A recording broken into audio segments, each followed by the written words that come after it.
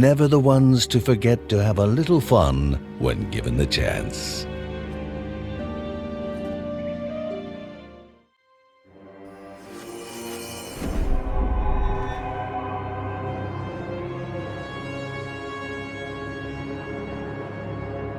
The chamber groaned and trembled, darkness replacing light.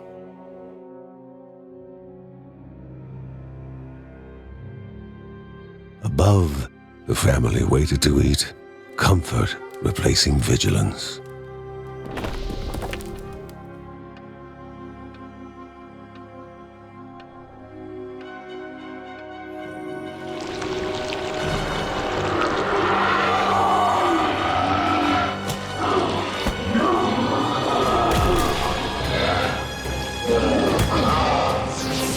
Snatched, gone, dread replacing happiness. One body was taken, but two souls were in need of rescue.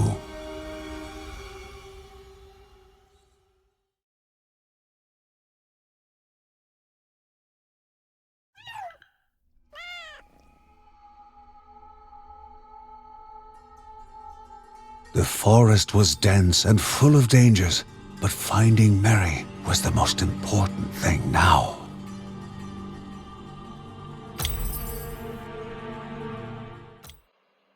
Somewhere out there, surrounded by the darkness, Mary and her unborn child lay in need. The Bergsons would find them.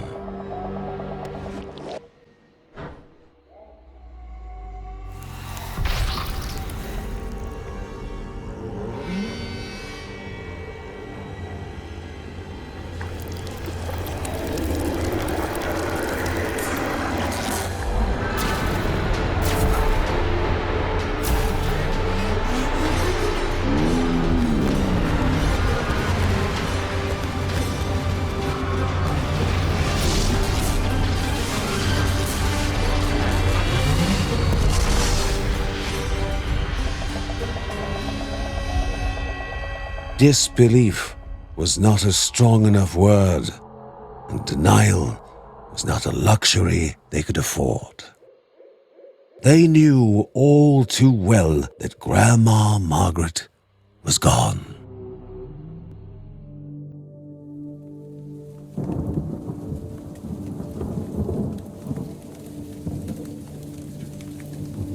A hero may fade, but they never disappear. Their actions left to echo through an eternity, carried by those lives they touched. No one could believe that Grandma Margaret had passed away. The Bergsons shed their tears, hearts filled with sorrow.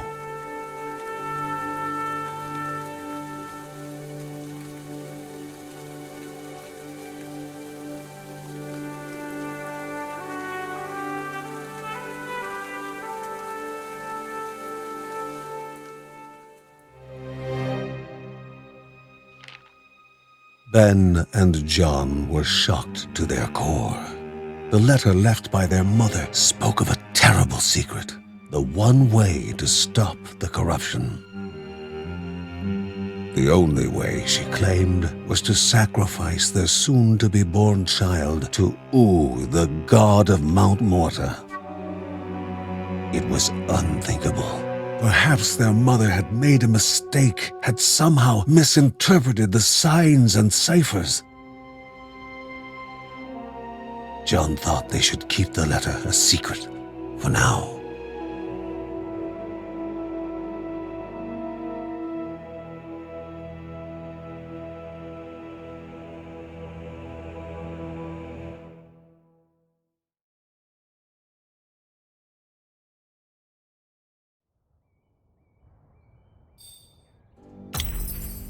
John did not look up, dreading even the possibility of having to look his wife in the eye. How could he tell her so terrible a truth?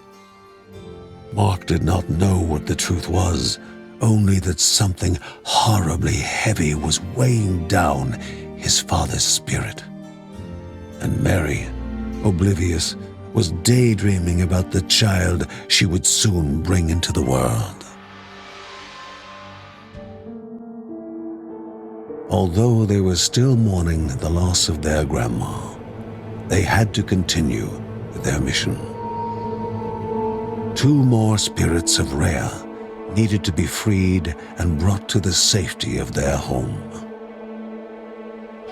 John thought they should be able to find the temple that housed Anairaha, the spirit of the winds, somewhere in the city of Barahat. Maybe he could shed some more light on the nature of the corruption and the mountain god.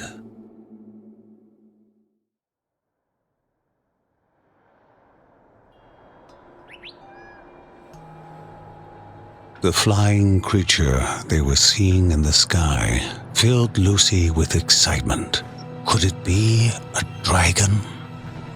However, Kevin had heard Mark say that there were no dragons left on Rhea, and he told Lucy the same.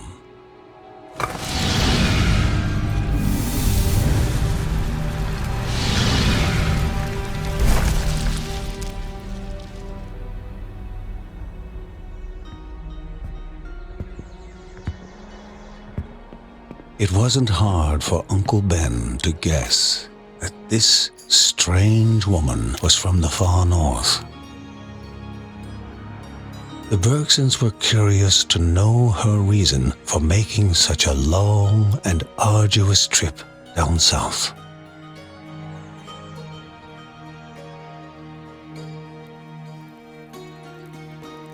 The details Apon knew about fighting the corruption surprised the family and stirred more than a little respect for her.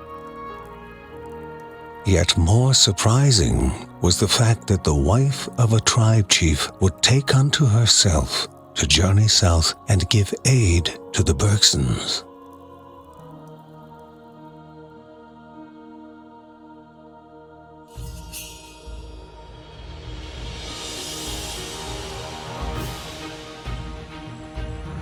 Apon joining in with the Bergsons would help them in their quest. Moreover, Mark could learn a thing or two from her in the art of combat.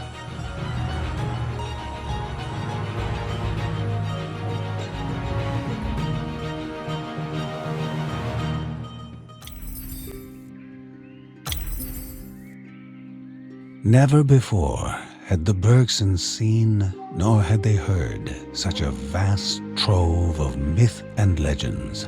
They were so mesmerized by Apon's storytelling that they spent the whole night transfixed as her audience.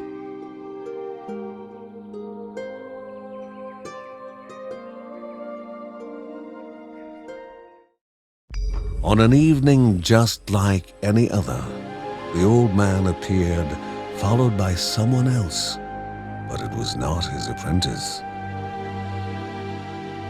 The man now carried the weight of 2 upon a body where youthful curiosity had been replaced by remorse and obligation. He sought safe haven with the Bergsons so that he may discover something worthy of his son's legacy. It was merely a soothing potion Mark sought among his grandma's books. But what he found was like a bolt of lightning through his heart. They would have to sacrifice the newborn babe to the mountain god to stem the tide of the corruption and save the world. Knowledge sometimes brings great suffering to the compassionate.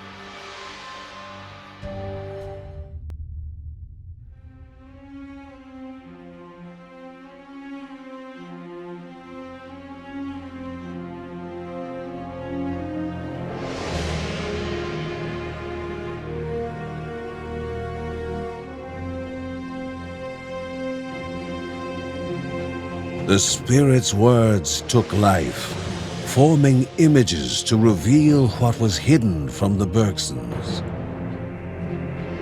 And so it was their fate to do battle. the children of Dana, on the cusp of victory, would find their world overrun with the corrupted, drowning them.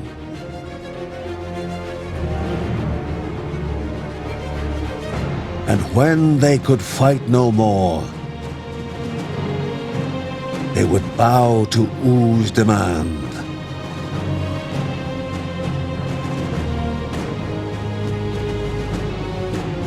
For there was no salvation in fighting his corruption.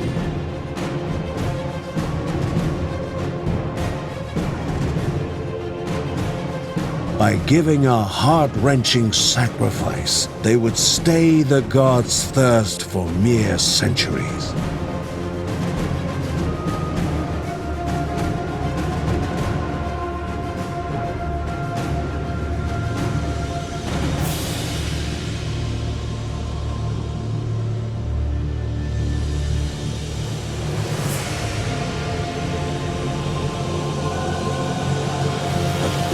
Vengeance would fall upon the world again, with still more cruelty and malice. Thus was another truth revealed to the Bergsons, but there was still more hidden.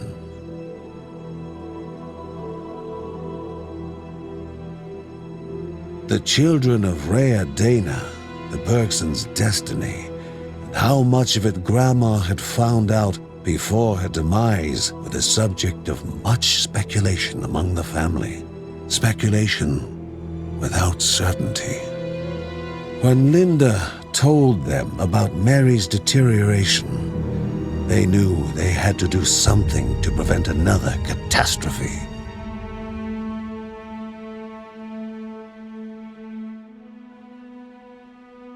Mark tried to help with his knowledge of herbs. He knew that somewhere around Bergsons was a tree, and an extract of its seeds might help stop Mary's chills and fever. But Bergsons had surrendered to the corruption, and not even the trees were safe from it.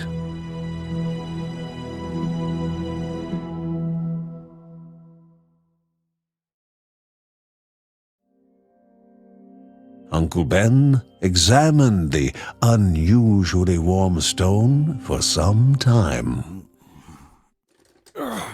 Intrigued as he was, additional stones with strange properties would be required. If any more appeared, they were to be brought to him immediately, for a machine of great importance could be fashioned from them.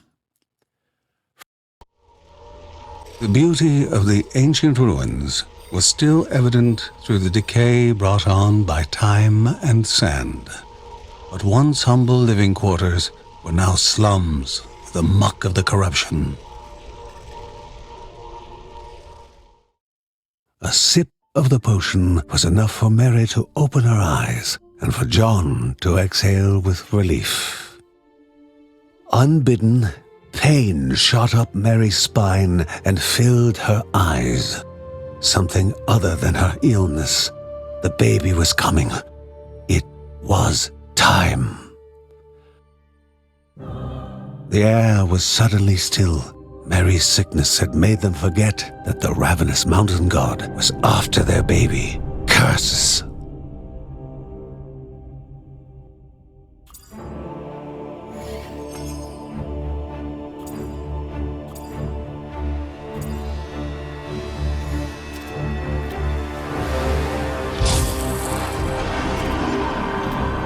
The black altar had come alive with an ominous will.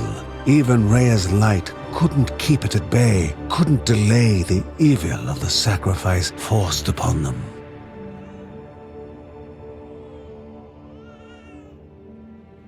When John held her for the very first time, she was crying the song of life. Life was all that went through her father's mind. How he wished that he could give his own life instead of his baby's, but his life was worthless to the cruel god.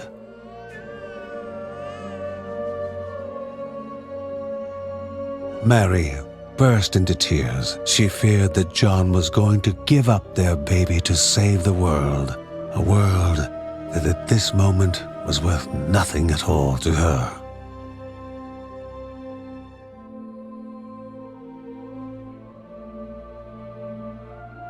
What chance did the Bergsons have against this monstrous cruelty of an immortal god? What a rotten fate that had doomed them to this destiny. How could John accept this heinous cycle of looming apocalypse and child sacrifice? His whole body shook from the conflict inside him. Every glance from his family was like a mortal wound to his heart. Would they let hope die this day?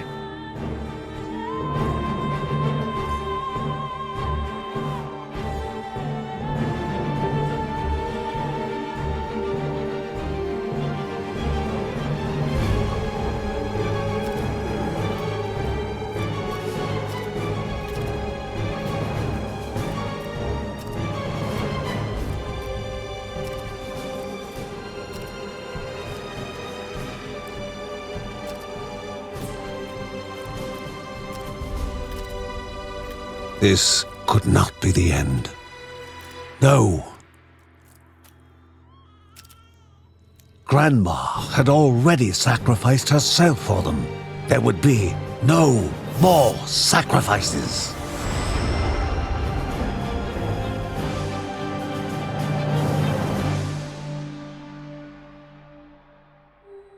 Together, they were going to break that cycle and defeat unjust fate. And the look in their eyes became one of resolve. For life, for hope.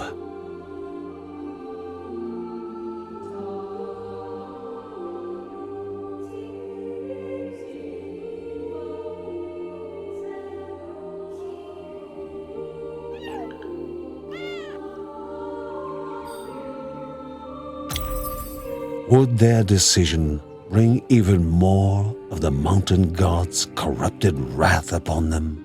They worried together, but each time they looked at Hope and saw her smile, resolve and belief in a better future would ease their worry.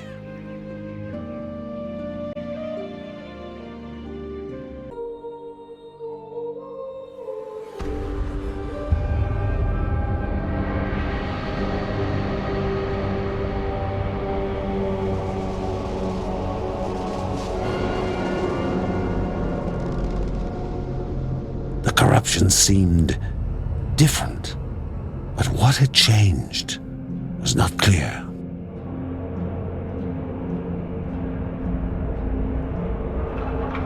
Though whatever had changed meant the mountain god's answer was coming.